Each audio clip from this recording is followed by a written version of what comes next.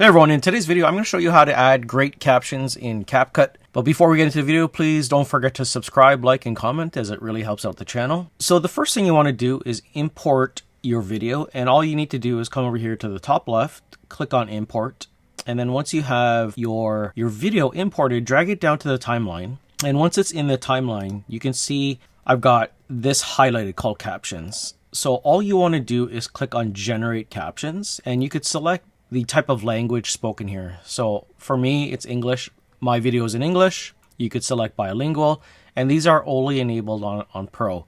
You could also auto highlight keywords, etc., and more. So once you've generated your captions, I'm going to show you how to make this great.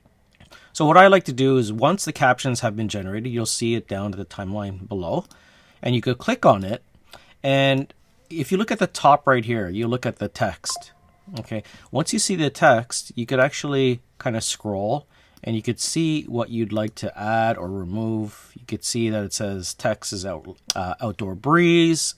Now, if you could look at my text, you could see that how it's really nicely animated. You could look at it's highlighted in certain parts. It looks good. And you could also move this. You could also make it longer. You can move this to the right if you'd like. So the way you want to do this is you come over here, and what I like to do is if you're on a Mac, you could press the command button, and you could scroll up and down on your mouse. Okay, I like to shrink it all once I'm finished editing my complete video. Once I finish my complete video, then I could grab all of the text here, and I'm just going to highlight this text, and now I'm going to go to animation, and you could see there's captions here. If you wanted to edit the captions in certain places, you can. You could add, delete, you could change it if it's spelt wrong.